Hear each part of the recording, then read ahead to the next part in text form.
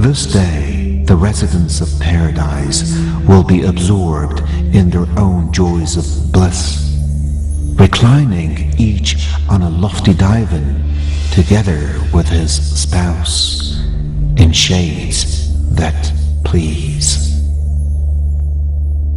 Alhamdulillahi Rabbil Alameen, wassalatu wassalam ala sayyidina wa azimina wa habib qulubina wa shafi' nufusina Abul-Qasim Muhammad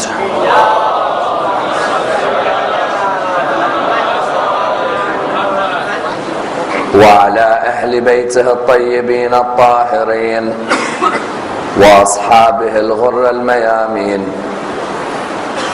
الحمد لله الذي جعلنا من المتمسكين بولاية سيدي ومولاي علي بن أبي طالب.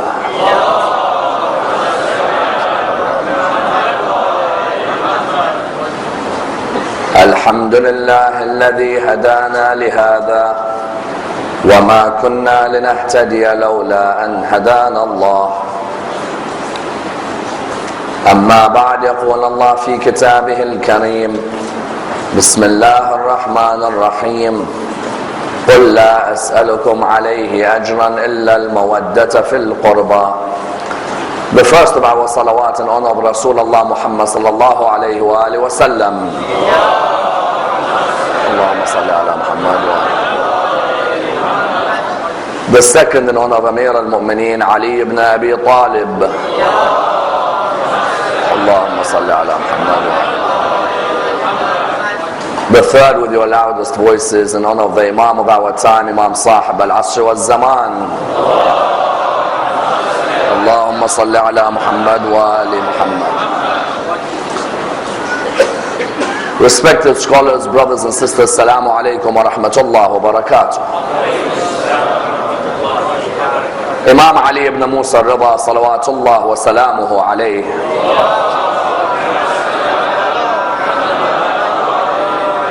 was born on the 11th of Zi-Qadah in the 148th year after Hijrah, and died, according to varying reports, on the 23rd of Zi-Qadah in the 203rd year after Hijrah.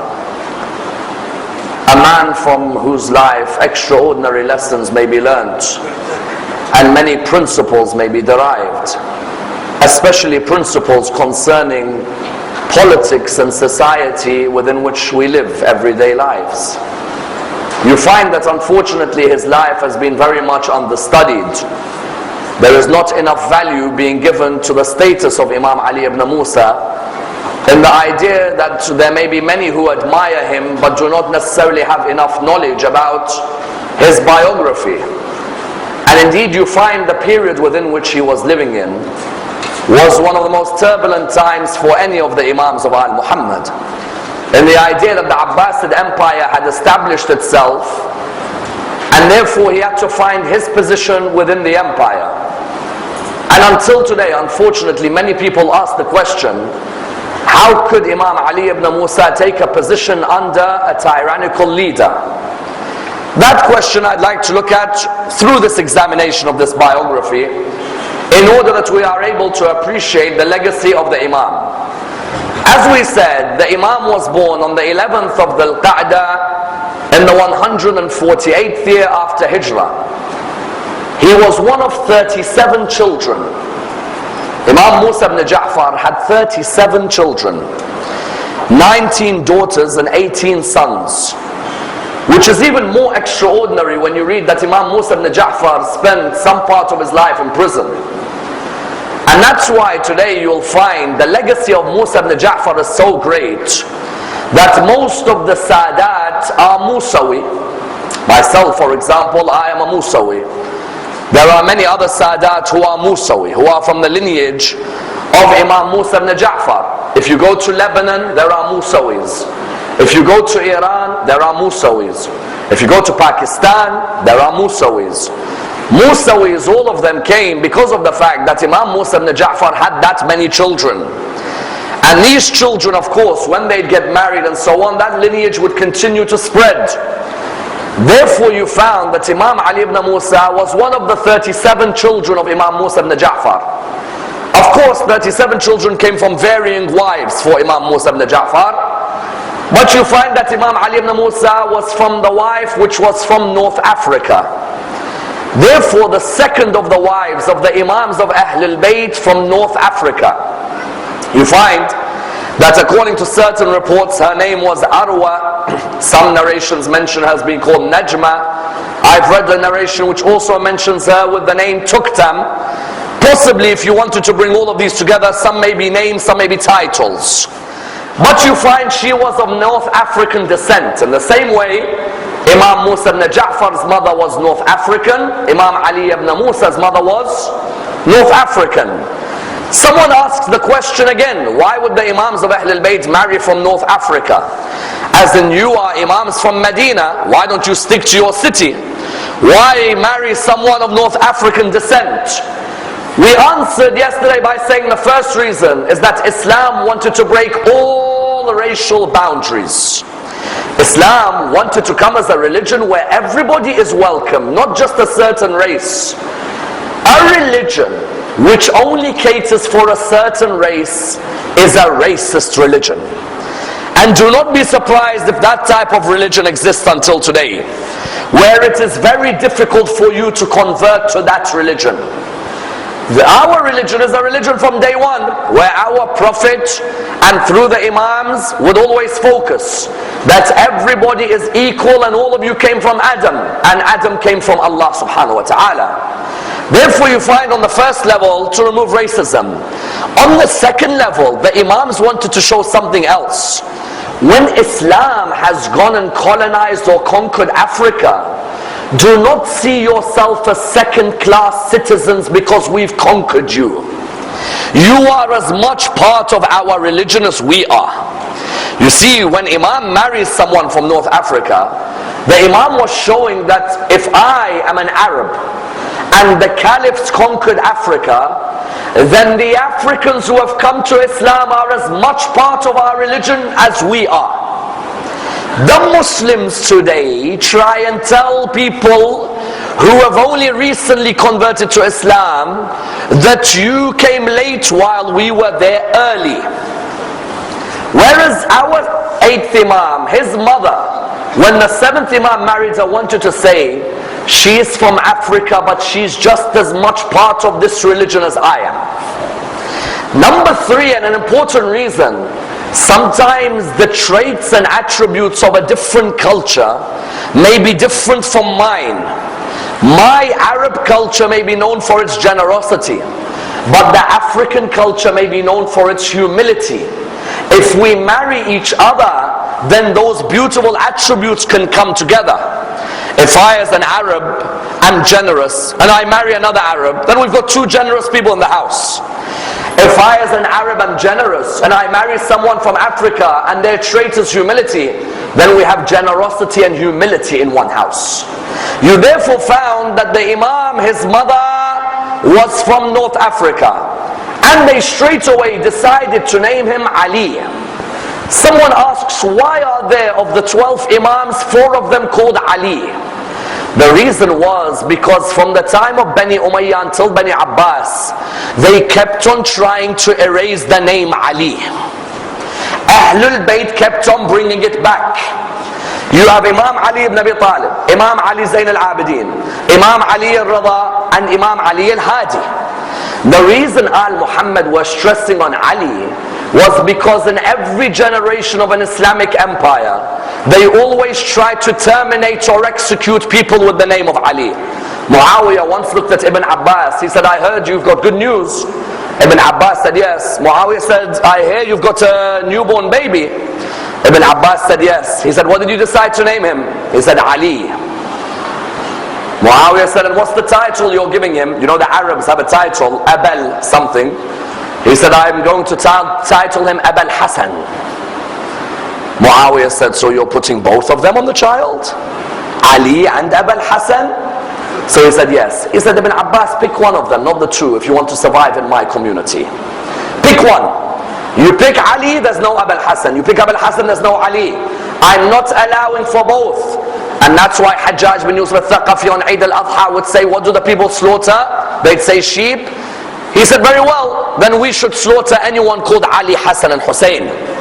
When Ahlul Bayt named Imam Ali ibn Musa al-Ridha with the name Ali, the aim was that we don't ever want this name to be erased, because the hatred against Ali ibn Abi Talib moved from one generation to another. Therefore, at a young age, you found that the Imam faced very difficult circumstances. Why? Imagine when you were born in this world, you ask, where's my father? He's in prison in Basra. 5 years later, where's my father? He's in prison in Baghdad. 5 years later, where's my father? He's in prison here, in prison there. Imam Ali ibn Musa al-Ridha faced the most difficult trial at the beginning of his life, that he could hardly see Imam Musa ibn Ja'far.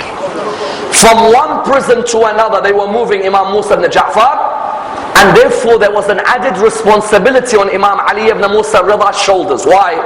Because the followers of Ahlul Bayt, number one, could not reveal that they were followers.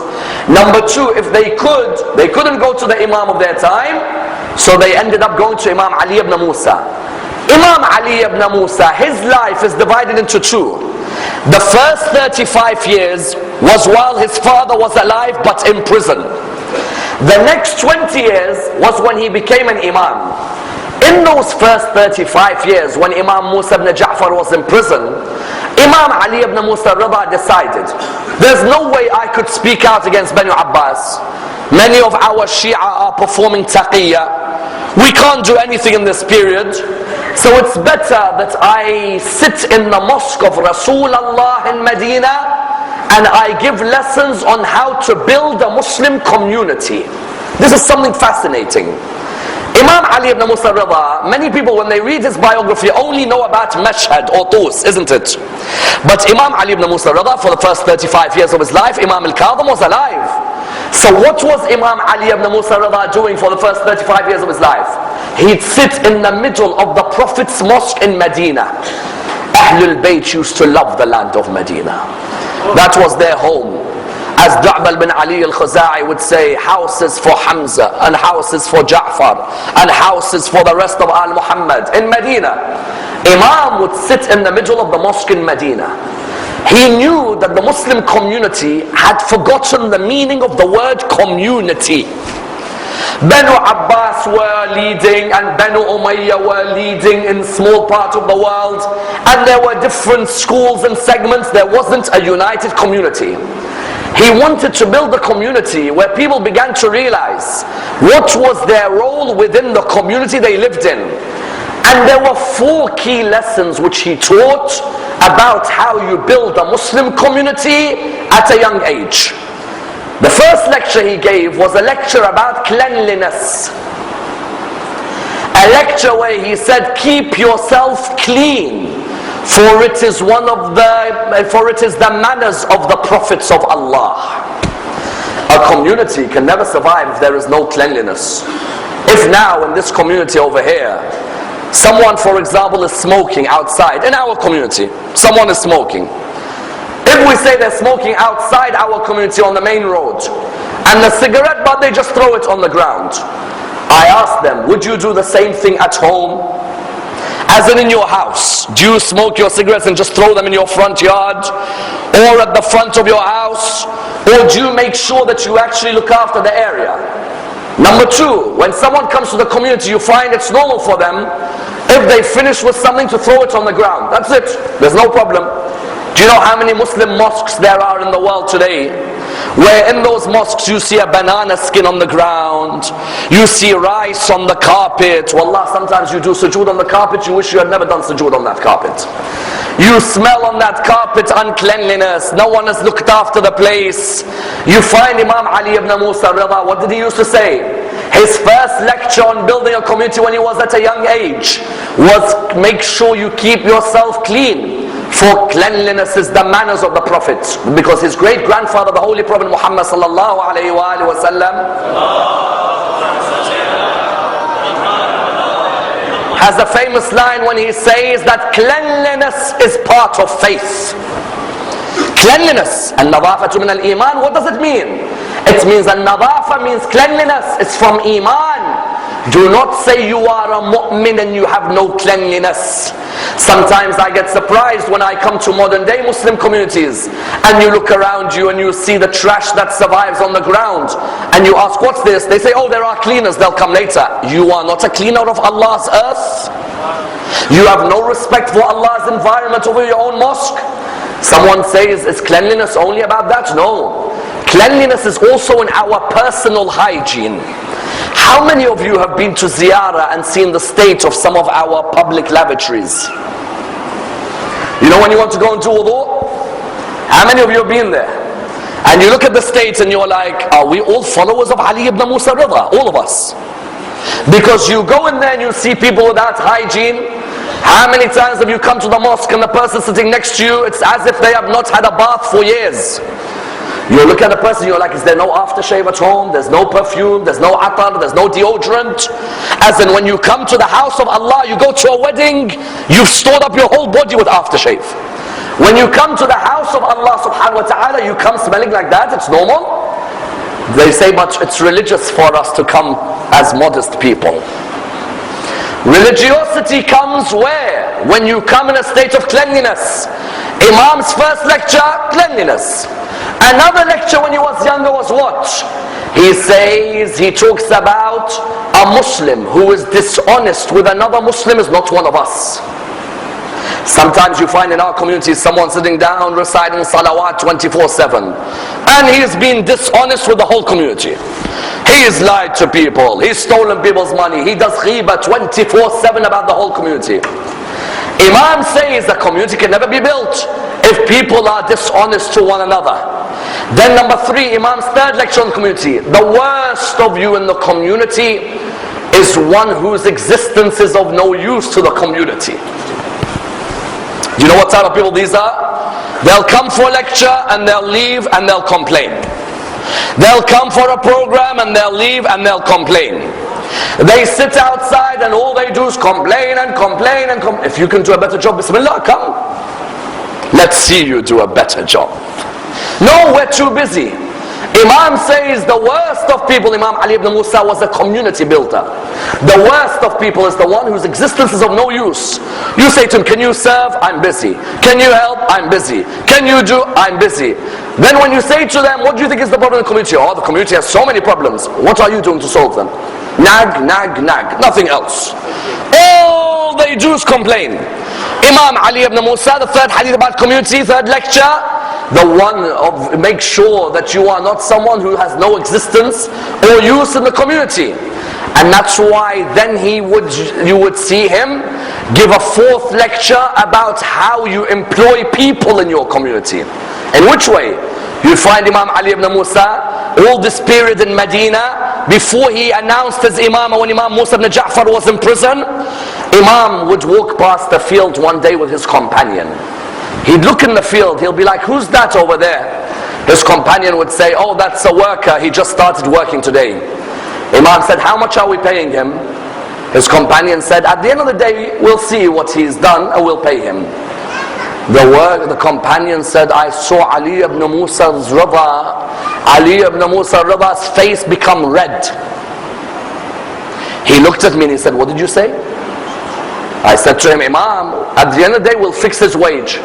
He said, how many times have I told you, before someone works in the community, fix their wage. Do not leave it until after they've finished, because they may be expecting an amount and then you give them less than that amount. In our communities today, when someone works for us, we say at the end we'll give you something. The problem with at the end is that you don't know if the amount you're giving that person for cleaning the mosque, for building the mosque, you don't know if that person may be expecting more. Imam Ali ibn Musa-e-Rida said, first fix the wage, then let them work, and then never give them the wage you fixed with them. A sign of a follower of Al-Muhammad is he always gives a bit more than what he agreed. You therefore find that in those early years, Imam Ali ibn Musa-e-Rida, what would he do? He'd be talking about building a community, upliftment of his community. Then when Imam Musa ibn Ja'far passed away, Imam was 35 years of age, that's when he had to now come in the public for.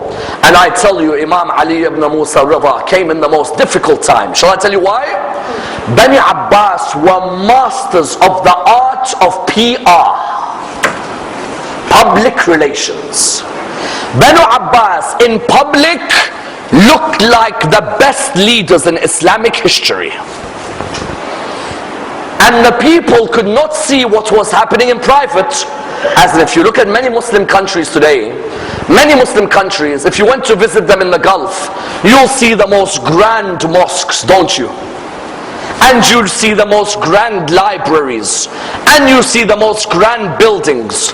If a non-Muslim saw that, they'll say, oh my God, this Muslim empire is magnificent. Look how modern it is.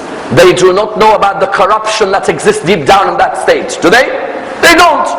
They don't know the people who are being tortured. They don't know about the people who are being hurt. Imam Ali ibn Musa Ridha, in his imamat, Banu Abbas were masters of public relations. Do you know what Banu Abbas were doing?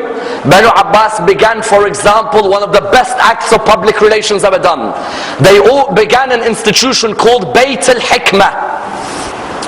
Bayt al-Hikmah in English is the house of wisdom. Many non-Muslims praise Harun al-Rashid and al-Mamoon today. They don't know about Imam Musa ibn Ja'far was tortured. They don't know Imam Ali. They don't know. They see the outer layer. Mamoon and Harun al-Rashid began an institution called Bayt al-Hikmah, the house of wisdom. That institution survived 400 years. Do you know what it was? In that institution, they would translate the works of the Persians into Arabic.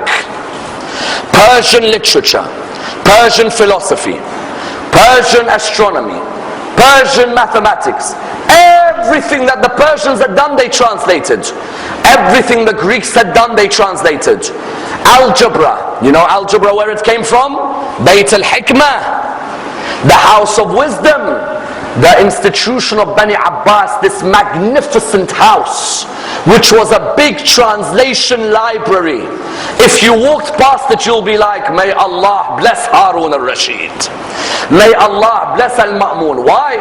Because you're looking at al-Khwarizmi in there, you're looking at algebra, you're looking at the best of mathematics and astronomy. People from the outside could not fault Bani Abbas. They're looking from the outside and they're thinking, subhanallah, this is amazing. They could not see what Banu Abbas were doing from the inside. And Imam Ali ibn Musa Ridha could see the inside and the outside. You know what Bani Abbas, what they were doing in the inside? Harun al-Rashid, for example, one day comes to his friend Humayd bin Qahtabah. He says, Humayd, I want to ask you a question. What are you willing to sacrifice for me? Humayd says, I'll sacrifice my life for you. He says, no, what else are you willing to sacrifice for me? He said, I'll sacrifice my wealth for you. He said, no, what else? Humayd knew. I'll sacrifice even my religion. Harun said, very well, you see that prison there? He said, yes. He said, go in there with my jail warden, take a sword, open each door. Whoever you find in each door, I want you to behead them. This story has also been narrated about al-Mansur al-Dawaniqi. Humayd would go into the prison, Banu Abbas, publicly magnificent. Behind the public, the killing of the sons of Ali ibn Abi Talib. He enters, the first door opens, 20 of the grandsons of Amir al-Mu'mineen hung. He comes with a sword, beheads 20 of them.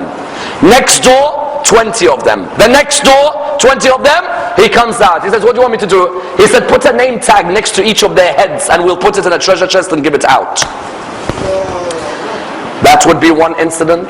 Another incident, Harun al-Rashid would be in power.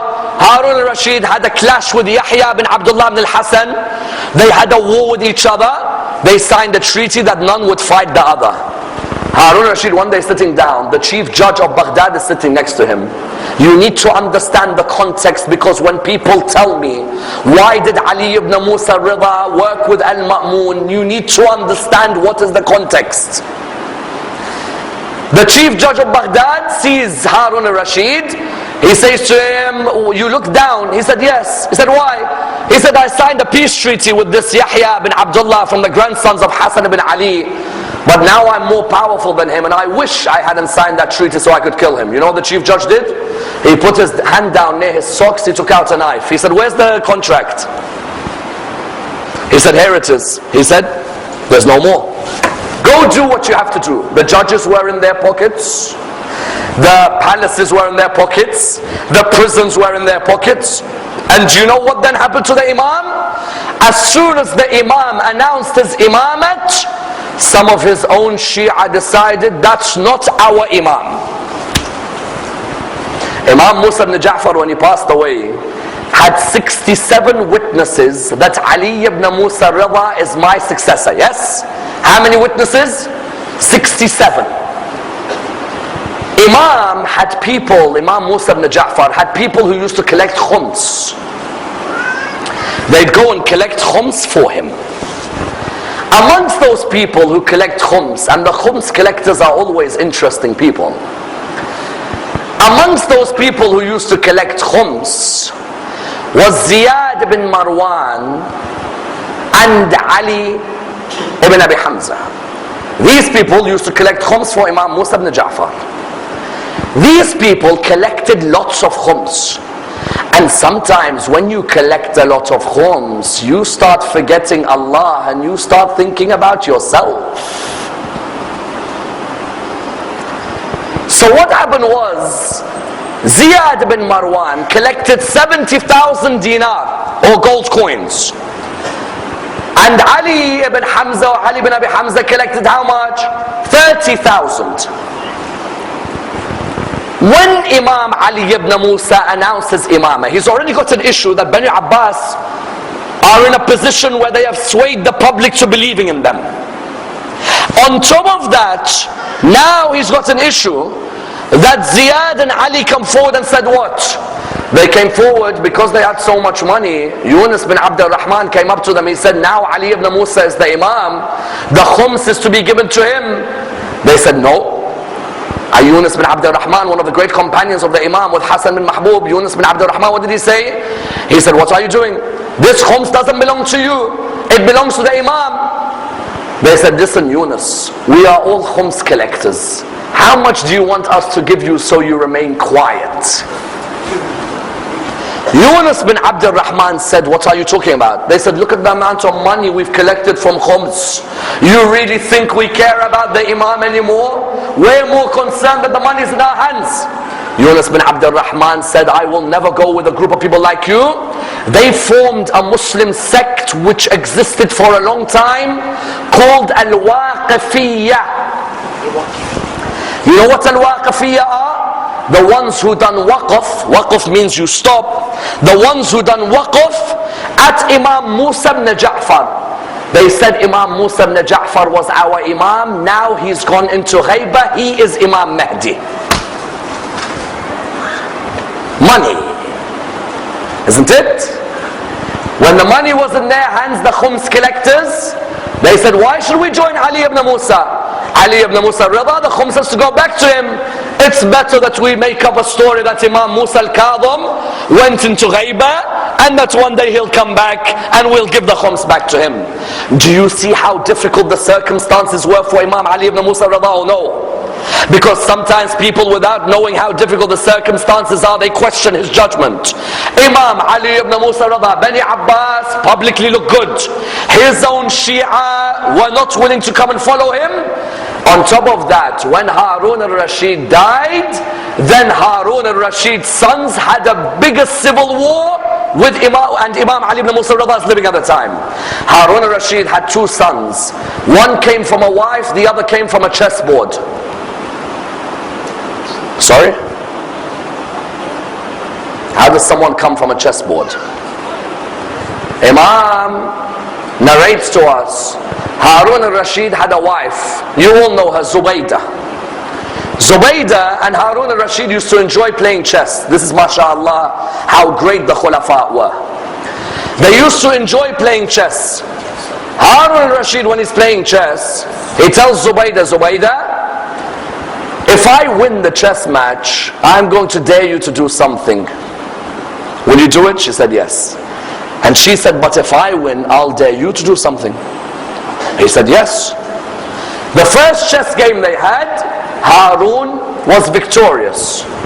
So he said to Zubaydah, it's my day. She said, go ahead. He said, I want you to walk around the palace in the nude. She said, what? He said, in the nude. Walk around nude. She said, your soldiers are all around the palace. And you know Harun al-Rashid only had about 11,000 servants in the house. Said, walk around in the nude. She said, that's what you did me? Yes. Everything off, walk around, come back, sat in the chess game. She started playing, then she said, I've now won. I want to dare you to do something. He said, what is it? She said, you know that cook we have in the kitchen? He said, which one? She said, Sharahbil. He said, Sharahbil, the ugliest cook we have in the kitchen? She said, yes. He said, the one nobody even wants to look at her? Yes. What do you want? She said, stay with her for one night. I said, what do you mean one night? I said, one night. You dared me and I did what you wanted me to do. You do it one night. From that one night, Al-Mamoon was born. The grandchildren of the man born in the Kaaba are in prison, while the grandchildren of these matches are in kings. Harun al-Rashid, before he passes away, says, Al-Amin, my son from my wife Zubaydah, will be my successor. Al-Mamoon can be governor of Khurasaan in Iran. Al-Amin, when Harun al-Rashid dies, Imam Ali ibn Moosa-e-Rida is around, Al-Amin is around, Al-Mamoon is around. Al-Amin, when he assumes power, is meant to, after him, give it to Al-Mamoon. Al-Amin says, I'm not giving it to Al-Mamoon. Al-Mamoon came from a slave girl. I came from an Arab mother. So he said, I'm going to give it to my son Musa. Al-Mamoon heard this. That was it. And I tell you, when two brothers don't like each other, history has shown us they may be willing to kill each other. Habil, Babil, Yusuf, his brothers, Amin, Mamoon.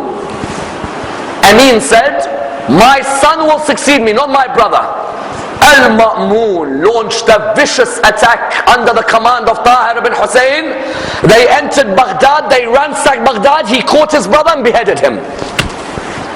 Al-Mamoon now returns back to Khurasan. Now he needs to cement his position. It's not easy. He wants to cement his position in power.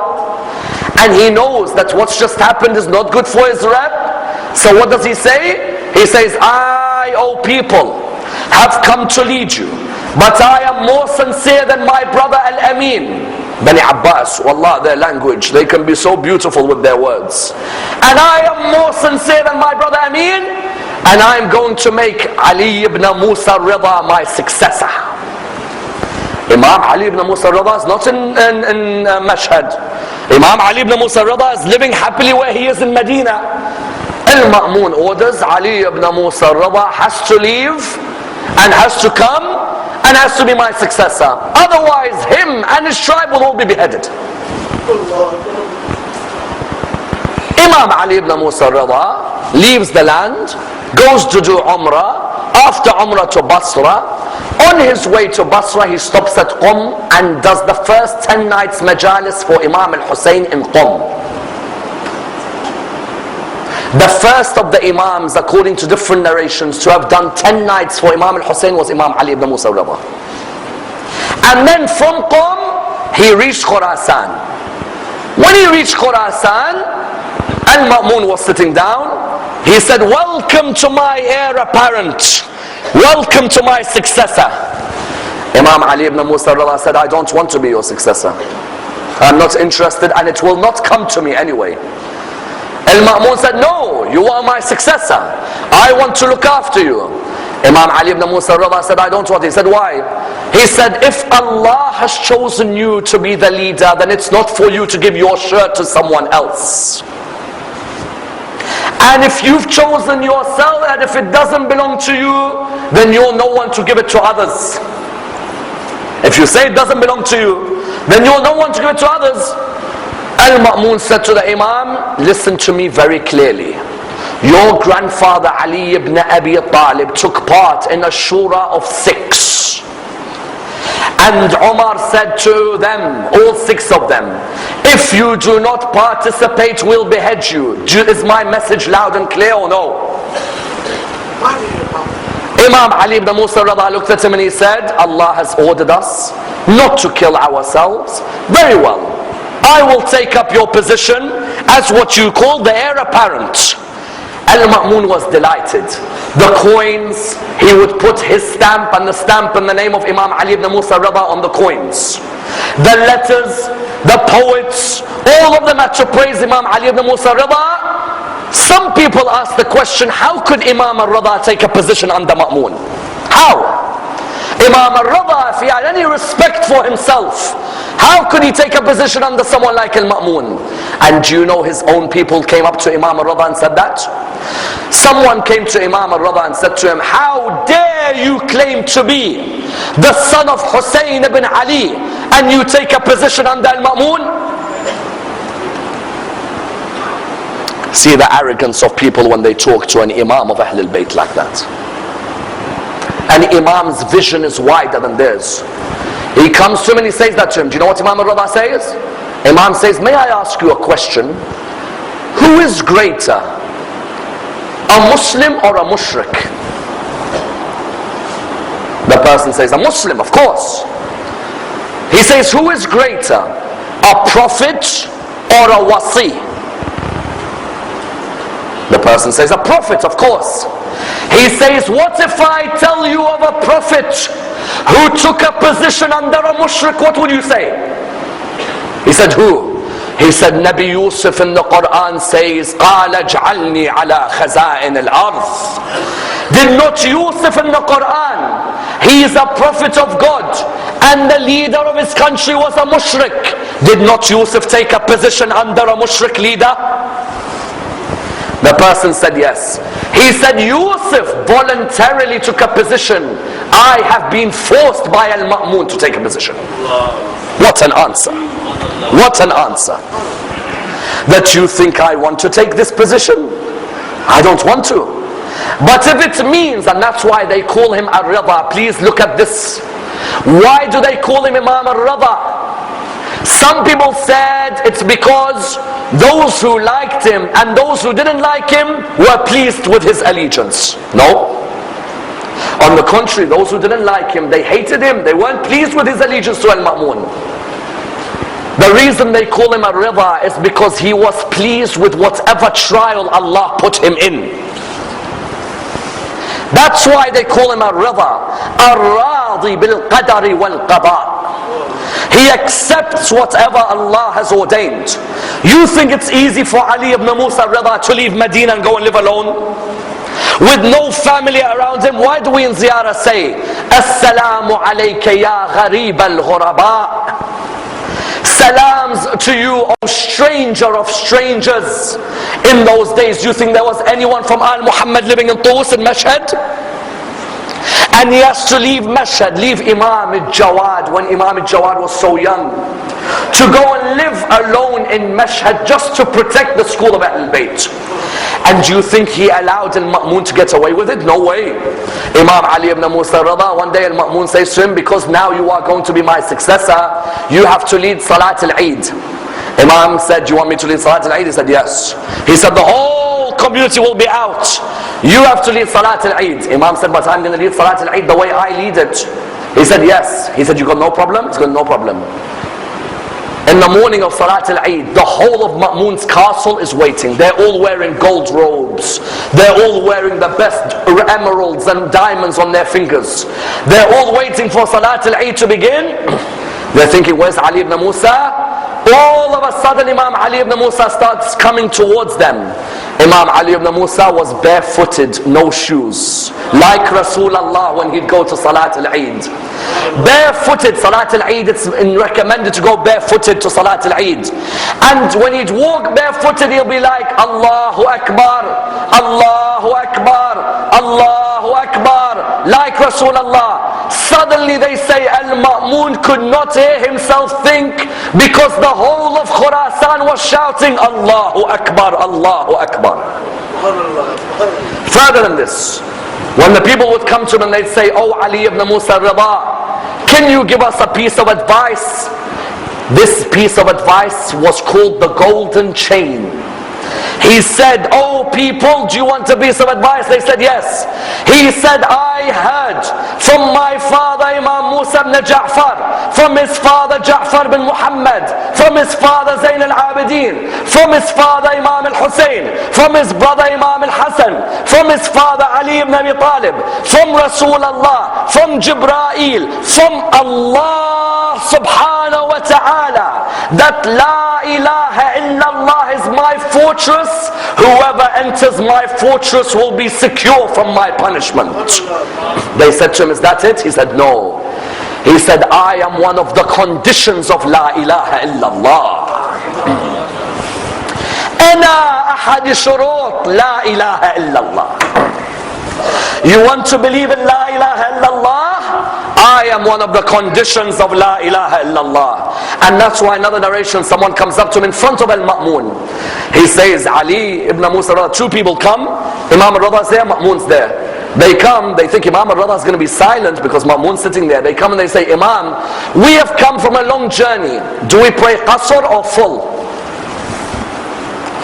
Imam looks at them and he says, "You, who have you come for?" He says, "I've come to see you." "You, who have you come for?" He said, "I've come to see al-Mamoon." He said, "Okay, for the first one you have to pray qasr. For the second one you might as well pray full."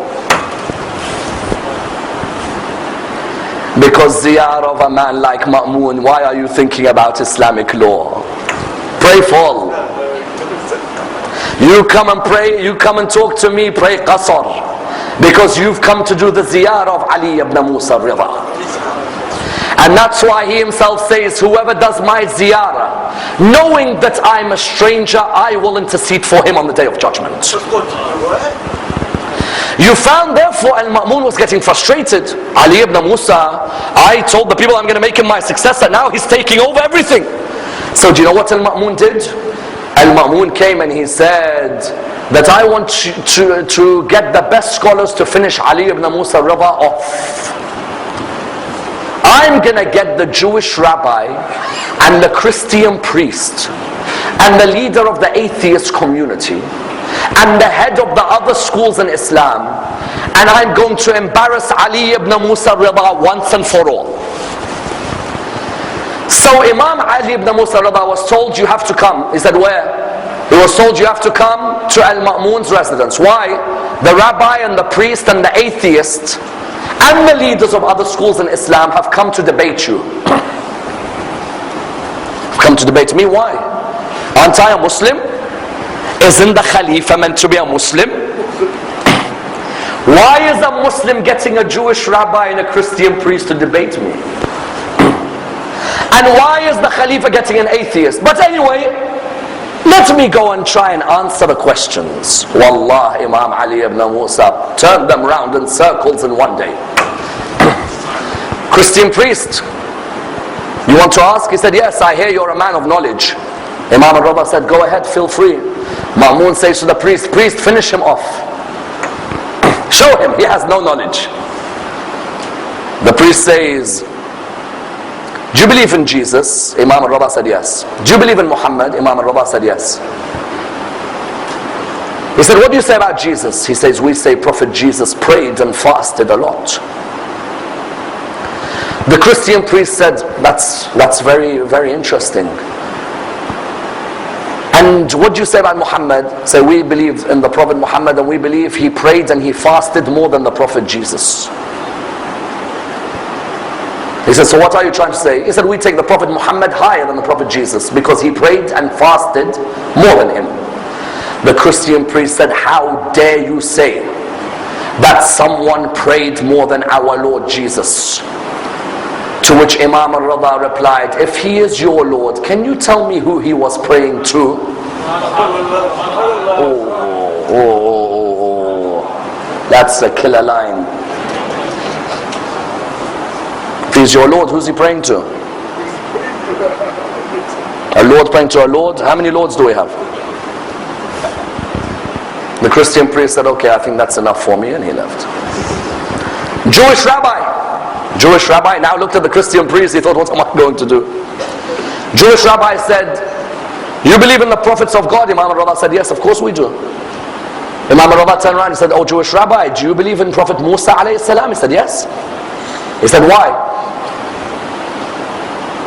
He said, Prophet Musa alayhi salam had the shining hand, and the Nile and the serpents, which was a stick, became a snake, and the sea opened for him. All of these miracles prove he was our prophet.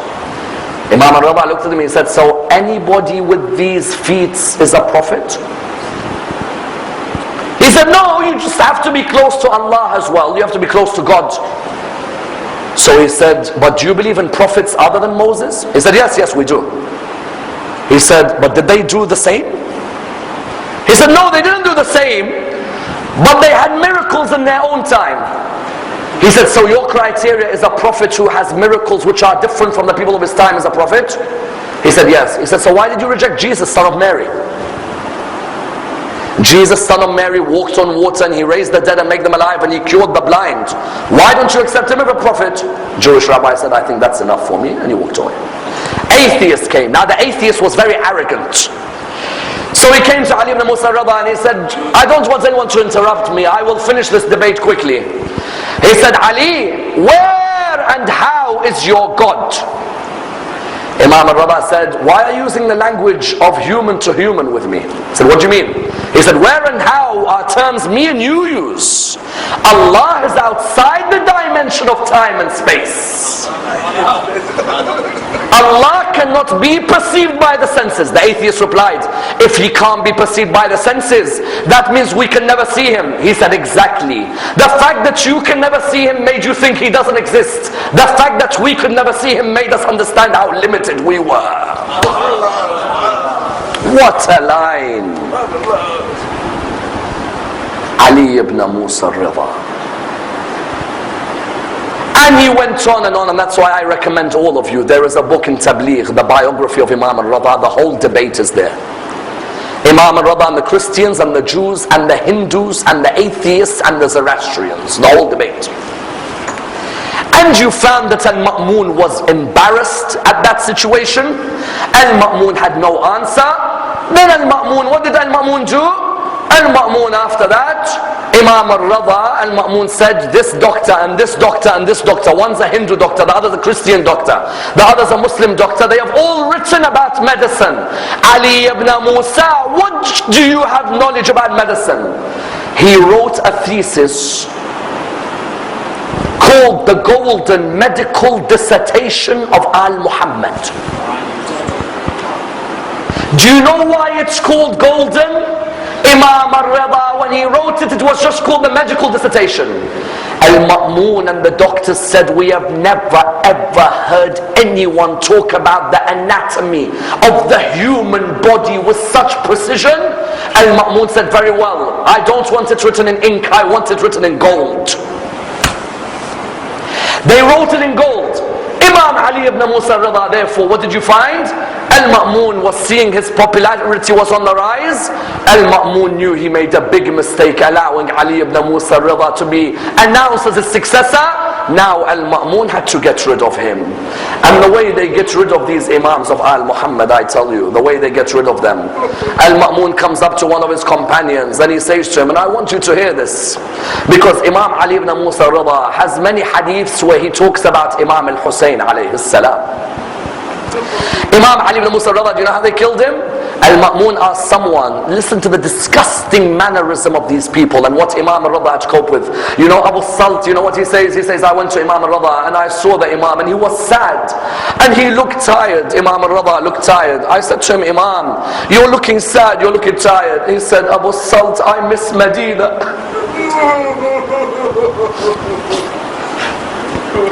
He said, I miss the land of Medina. I miss my family in Medina. May Allah bless the soul of Imam al-Jawad. Imam al-Jawad, Imam al-Jawad. You find he says, Wallah, I miss Medina, I miss my family, I don't have anyone next to me. And this man oppresses me and tortures me and tries to humiliate me. But I am Ar-Ridha, I am pleased with what Allah has given me. Pleased. Do you know what Mamoon told his companion? He said, lengthen your fingernails. His companion lengthened his fingernails for a couple of weeks. When they got long enough, he said, now stick them in the pomegranate juice. That pomegranate juice was full of poison. And now take your fingernails out and put them in a different glass. I will drink, Imam Ar-Ridha will drink. As soon as Imam Ar-Ridha drank, he felt the pain go directly to his body. They had used so much poison in his food, in that juice. And you know what the narrations say? Wallah, this narration hurt me so much when I read it about Imam Ar-Ridha. Every Imam of Al-Muhammad, every single one of them has one man in his mind when he's passing away. Imam Ar-Ridha, the narration says that look after my ceremony, shroud me. You will see someone who will come and bury me. Imam al-Jawad would come and bury him. And then Imam Ar-Ridha says to his companion, remove all the carpets from my house and remove the mattress. Let me lie on the ground. His companion wondered, why remove the carpets? Why lie on the ground? You have poison surrounding your body. Surely you would want to lie on a mattress. Why, oh Imam, do you want to lie on this ground?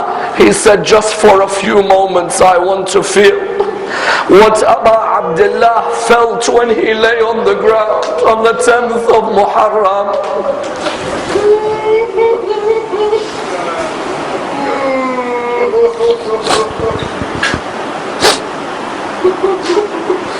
Never forget the ziyarah of Imam Ali ibn Moosa-e-Ridha alayhi salam. And know that Sayyid al-Sistani, may Allah lengthen his life, at a very young age became paralyzed. And they took his body to the grave of Imam Ar-Ridha, and it was there that he was cured by Allah subhanahu wa ta'ala.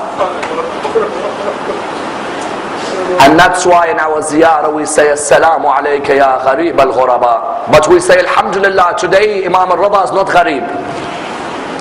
Rasulullah is Gharib. Imam al-Hasan, Imam Zayn al-Abidin, Imam al-Baqir, Imam al-Sadiq, they are Ghuraba. Those of you who haven't been to Jannat al-Baqi', go to Jannat al-Baqi'. Go and stand there and say, oh Imams of Al-Muhammad, I will never leave you alone. Let's raise our hands, brothers and sisters. We pray to Allah subhanahu wa ta'ala to raise us with Imam Ali ibn Moosa-e-Ridha, to allow us to be amongst those who receive his intercession in this world and the hereafter. Tomorrow, as you know, is the night of the wafat of Bibi Khadija alayhi salam.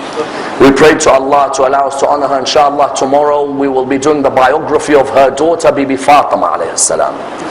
In honor of Bibi Khadija, we will do the biography of Bibi Fatima tomorrow. We pray to Allah subhanahu wa ta'ala to allow us to receive the intercession of Ahlul Bayt. Bismillah ar-Rahman ar-Rahim. Allahumma inna narghabu ilayka fi dawlatin karima tu'izzu biha al-Islam wa ahlah wa tudhillu biha al-nifaq wa ahlah wa taj'aluna fiha min ad-du'ati ila ta'atik wal qadati ila sabilik wa tarzuqna biha karamat ad-dunya wal akhirah. Allahumma ma 'arraftana min al-haqq fahammilnah wa ma qasarna anhu faballighnah.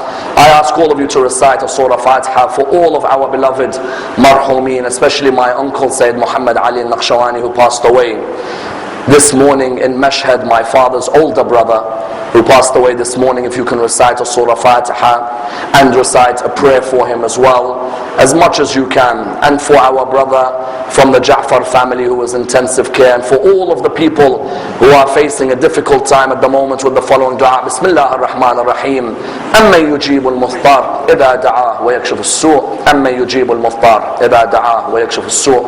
أما يجيب المضطر إذا دعاه ويكشف السوء. أما يجيب المضطر إذا دعاه ويكشف السوء. أما يجيب المضطر إذا دعاه ويكشف السوء. We ask all of you to recite a Surah Al-Fatiha, but before it, the loudest of your salawat.